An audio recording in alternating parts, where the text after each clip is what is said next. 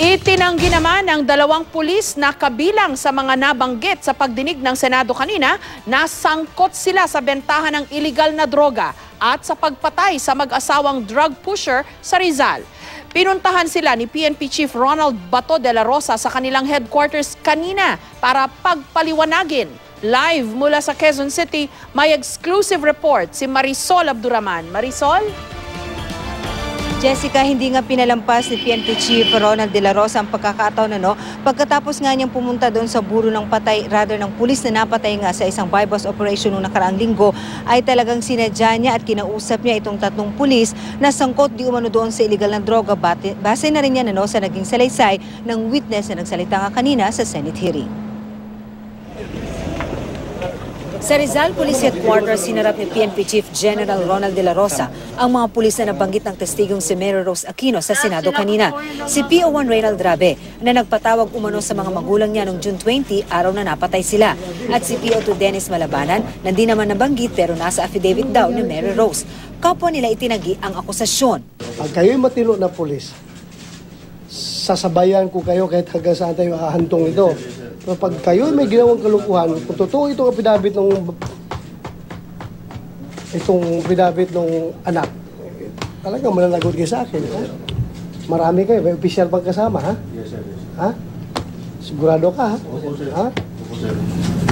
Kaya po nandito kami, sir, para linisin yung pangalan namin. Sa testimonya ni Mary Rose, pulis daw ang supplier ng shabu ng tulak na ama at sila rin umano ang pumatay sa mag-asawa. Bukod kina Rabi at Malabanan, nasa restricted custody ng Rizal PNP din si PO2 Dave Barcelo. Itinanggi ni Barcelo ang akusasyon sa kanya. Sir, kayo po, sir. Wala po akong kinalaman dyan, ma'am. Lahat sila dadalhin sa Camp Crame at itatalaga sa holding center para imbestigahan. 8 ang nabanggit ni Mary Rose sa affidavit niya. 3 ang nag-awol na raw ayon sa Rizal PNP. Ito ay sina PO1 Nathan Hung, PO1 Gamad at PO2 Torres. Sina Rabi at Torres daw ayon kay Mary Rose ang nagpatawag sa magulang niya. Si Hung naman ang kasama raw ng ina bago ito mamatay.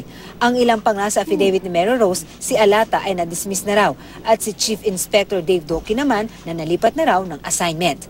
Ayon kay General Bato, papanagutin daw lahat ng mga pulis na mapapatunayan may kinalaman sa illegal na droga at pagpatay. Jessica, alam naman natin nabanggit na rin kanina sa Senate hearing na hindi ito nagreklamo o nag-file nga ng reklamo sa PNP, kundi dumiretso na sila sa Commission on Human Rights. So kahit daw na may takot at pag-aalinlangan itong pamilya nga ng campus, hinihikayat pa rin sila ng mismong PNP chief natin na dumulog sa kanila at magkapagtulungan para mas magiging maganda raw ang kanilang aksyon laban nga dito sa mga pulis. Gayunpaman, with or without their formal complaint ay talagang sinabi sa atin kanina ni Bato sa press conference nga after niya makausap itong tatlong pulis na involved, ay talagang papanagutin daw niya itong mga pulis. In fact, sabi nga niya kanina nung kinausap niya itong mga ito, magdasal na o di kaya mag-awol na lamang. Alam naman natin na hindi siya ganong katapang kanina nung humarap kumpara nung mga nakaraang mga pagkakataon na nakausap niya yung mga pulis na sangkot, pero kanina talagang kitang-kita natin na nagingit-ngit siya. In fact, sinabi nga niya yan na nagluluksa siya dahil galing siya doon sa isang pulis na napatay sa operation at lumipat siya sa kabilang gusali para harapin naman itong mga sangkot na pulis. Kaya ayon sa kanya, talagang kailangan managot at hindi nila ito tolerate. Bagamat aminado siya na mismo siya ay na-surprise nung marinig nga kaninang testimonya nitong anak nga ng mag-asawa, talagang lalo raw ngayon pag-iibayuhin na talagang dapat daw managot nga ito. Hindi lamang itong dalawang nakausap niya kanina, Jessica, kundi yung iba pa, kahit daw ito na ilipat na ng ibang assignment. Jessica. Nung na-interview ko rin si General de la Rosa, sinabi rin niya sa akin ang pinaka-nakaka-apekto raw sa kanya pagka-involved ang mga pulis dito sa droga. That's right, Ma'am Jess, kasi talagang nung mga nakaraan, nakita natin na talagang pinagmumura, pinapagalitan na para mga bata. Bagamat kanina, kaya we asked him na parang, sir, mukhang ibang general ba ito po ang nakita natin kanina.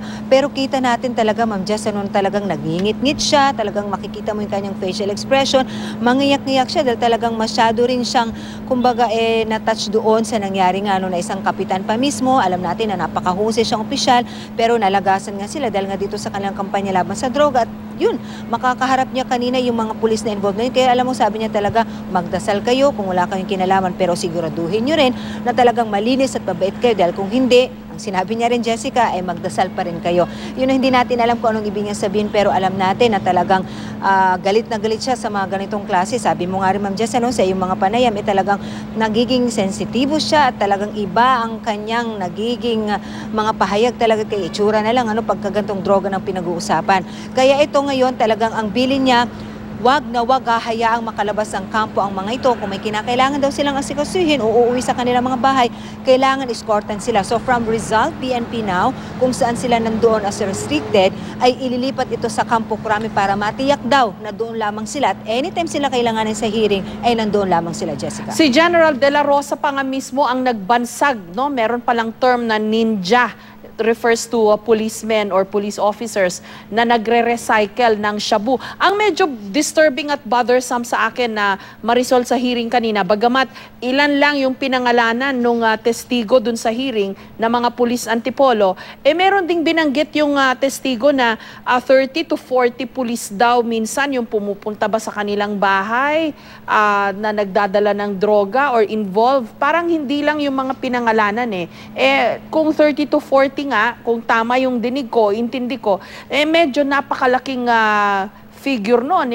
Ano kaya yun? Buong istasyon ng pulis ba yun? In fact, Jessica, that's one thing that they are finding out right now. Kasi bukod doon sa pinangalanan kanina nga doon sa Senate hearing, meron pang mga ilang pangalan na binanggit na rin natin sa ating report na hindi na ito na-mention kanina sa hearing, pero nandoon sila sa sinumpaang salaysay nitong witness na ito. Yun actually ang mga mention natin dahil binanggit din naman ang kanilang pangalan. Isa nga sa kanila doon ay si P.O. Tumalabanan. Rather, dalawa. Si P.O. Tumalabanan at si Barcelo. Hindi ito mention pero nandun sila kanina dahil binanggit sila sa affidavit. At ngayon, yung sinasabi niyo po, Ma'am Jess, na yung iba pang pangalan doon, rather yung figure na nakikita nga nitong witness na ganun daw kadami ang pumupunta, ito ngayon ang inaalam ng PNP kung sino-sino ang mga ito, kung pulis ba. Dahil kung nasa 30 to 40, tama kaya, halos buong istasyon na nga ito na involved, pero kanina na nga lang, yung mga involved mismo ng mga pulis ay talagang itinanggi nila ang mga paratang sa kanila. Bagamat yung Rabi na binanggit mismo sa hearing, no comment siya nung kuhanan natin ng pahayag. Pero nung kaharap na niyang provincial director, itong si Senior Superintendent Enong, nagpapaliwanag siya na hindi raw siya ang tinutukoy doon na pulis. Mabanggit ko lang, Ma'am Jess, dalawa doon sa 8 na kasama doon sa affidavit itong witness, si Hong at saka itong si Gamad, meron na pala silang record sa Rizal PNP dahil nitong kasagsagan na maraming mga sumusuko sa kanila, ikinanta na pala ito ng mga pusher at mga user na sumurrender sa kanila. So hindi na sila nasupresa.